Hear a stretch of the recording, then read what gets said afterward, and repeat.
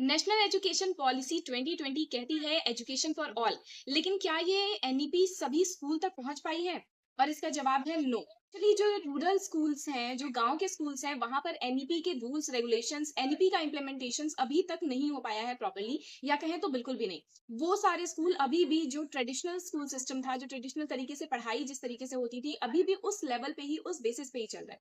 अगर कंपेयर किया जाए rural school versus urban schools को, तो हम ये देखेंगे कि जितने भी शहर के जो मेट्रो सिटीज हैं, या जो सिटीज में जितने भी स्कूल्स हैं, वो सब तो नेशनल एजुकेशन पॉलिसी को फॉलो कर रहे हैं।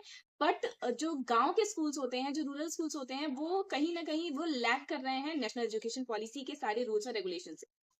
इसका मतलब ये नहीं है कि उन्हें इसके बारे में पता नहीं है, बट फिर भी कई सारी ऐसी चीजें हैं जो लैग कर रही होती हैं रूरल स्कूल्स में और अर्बन स्कूल्स में, जिसकी वजह से ये डिफरेंस आ जाता है। बात करते हैं कौन कौन सी चीजें लैग कर रही हैं। जैसे अगर हम बात करें रूरल स्कूल्स की, जो गांव वाले जो स्कूल्स हैं, वहां पर अभी भी टीचर्स की अवेलेबिलिटी उस अकॉर्डिंग नहीं है जिस अकॉर्डिंग हमें एनईपी के लिए चाहिए होती है।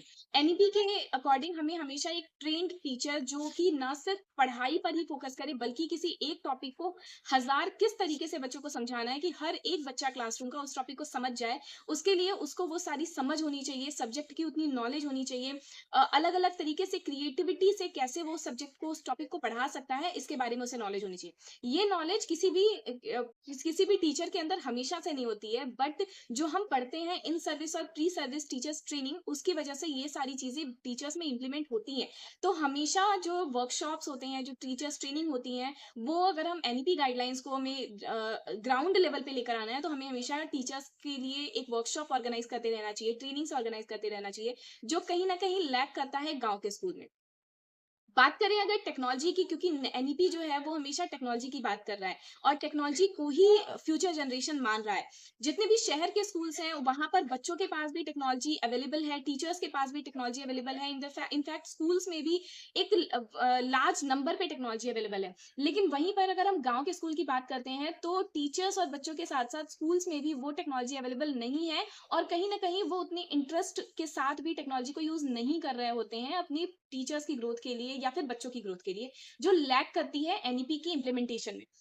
Second, parents of the students, जो शहर के जो पेरेंट्स हैं, उन्हें पता है कि मार्क्स ही सारी चीजें नहीं होती हैं, इसलिए वो अब मार्क्स से आगे बढ़ चुके हैं। उन्हें बच्चे की नॉलेज को देखनी है, वो हमेशा बच्चे की नॉलेज को देख रहे हैं, ये देख रहे हैं कि बच्चा सीख क्या रहा है। वो नंबर भले कम पा रहा है, लेकिन इवेंचुअली वो सीख क्या रहा है। उन्हें पता है कि जो लास्ट गोल है, जो अल्टीमेट गोल है, वो है उसकी नॉलेज। बट वहीं अगर हम बात करें जो गांव के स्कूल है, वहां पे बच्चे जो हैं, उनके साथ-साथ पेरेंट्स जो हैं, वो अभी भी मार्क्स ओरिएंटेड ही हैं। उन्हें अभी भी जब हम रिपोर्ट कार्ड, होलिस्टिक डेवलपमेंट वाले रिपोर्ट्स कार्ड प्रोवाइड करते हैं, देन आल्सो वो उनकी सारी ग्रोथ को ना देखते हुए वो मार्क्स देखते हैं कि इस टेस्ट में मेरे बच्चे ने कितना नंबर पाया। साथ ही साथ वो ये भी देखना शुरू कर देते हैं कि हमारा बच्चा कितने दूसरे बच्चों से अभी भी पीछे है, वो कंपेयर करने लगते हैं। तो कहीं न कहीं पेरेंट्स की जो इन्वॉल्वमेंट है बच्चों की ग्रोथ में, वो बहुत ज़रूरी है। उन्हें सबसे पहले तो एनईपी को ध्यान में रखना होगा। तो जब टीचर्स एनईपी समझेंगे, स्टूडेंट्स एनईपी समझेंगे, मैनेजमेंट एनईपी समझेगा, तो ही हम कहीं न कहीं वो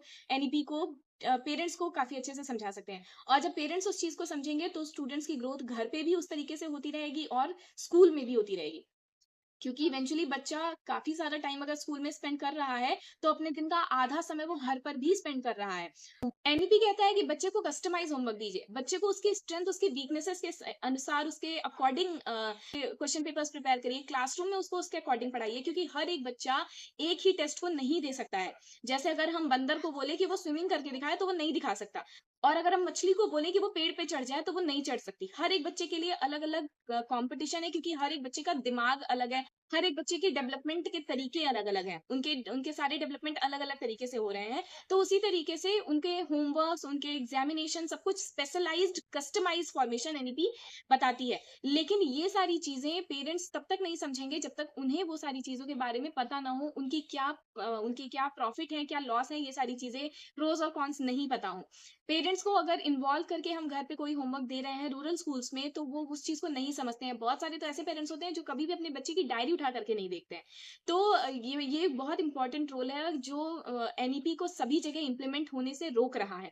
और जब तक एनईपी पूरे स्कूल्स में ग्राउंड लेवल पे इम्प्लीमेंट नहीं होगी, तब तक इतनी अच्छी एजुकेशन पॉलिसी के बनने का कोई मतलब नहीं होगा।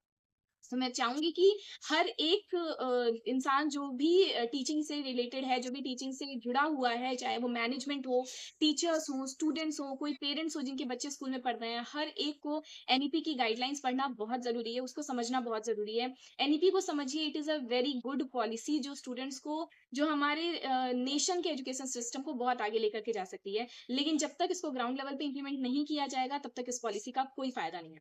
सो ट्राई करें कि एनईपी को आप पूरे तरीके से समझें और उसको अपने स्कूल में, अपने बच्चों के साथ, खुद के साथ इम्प्लीमेंट करने की कोशिश करें। This is all about today. अगर वीडियो अच्छी लगी हुई तो लाइक करिएगा, शेयर करिएगा और चैनल को सब्सक्राइब करिएगा। Thank you.